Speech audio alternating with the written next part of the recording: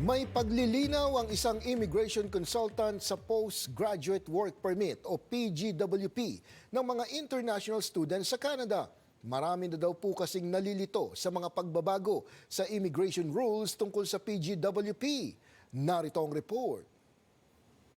Bagamat naghigpit na ang Canada sa mga international students, marami pa rin daw Pilipino ang naistahakin ng pathway na ito para maging permanent residents ng Canada. Pero marami daw sa kanila ang nalilito sa ilang mga pagbabago ayon sa registered immigration consultant ng Suncor Unlimited na si Michael Corrales. Isa sa pinakamaraming tanong ang tungkol sa Postgraduate Work Permit o PGWP. Kung dati, basta yung inaral nyo ay DLI, Designated Learning Institution, na PGWP eligible, kahit anong kurso, may chance magka-PGWP. However, with the new policy, meron na pong select programs or yung tinatawag na field of study na ito po yung mga pag-inaral ninyo may PGWP. Ibig sabihin hindi lamang mga masters o doctoral degrees ang may PGWP, kundi maging ang ilan pang kurso na itinakda ng Canadian Immigration. Makikita ang listahan ng mga kursong may PGWP o ang mga field of study sa website ng canada.ca. Pero isa pa nilang mga tanong ng mga international students, kung kailangan ba na may trabaho na bago makapag-apply ng PGWP. Postgraduate work permit applicant, hindi po kailangan may trabaho to apply for a postgraduate work permit. Ang kailangan po natin in today's policies is the English test requirement tsaka yung evidence na natapos na po yung kanilang pag-aaral via letter of completion, for example.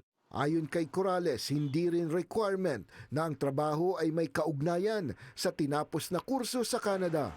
Akala nila, kunyari, nag-aral sila about, for example, welding. Akala nila kailangan welding din yung trabaho. But the PGWP, it doesn't need you to have a job. You're also not limited to what you studied in Canada. You can still pick other jobs or career you want after graduation. Isa pa niya sa madalas itanong, kailangan bang may trabaho ang kasamang asawa o partner para mabigyan ng work permit? Hindi po nila kailangan may trabaho para sila ay mag-apply ng tinatawag na mag-transition, mag-extension, so from a spouse of an international student to a spouse of a skilled worker.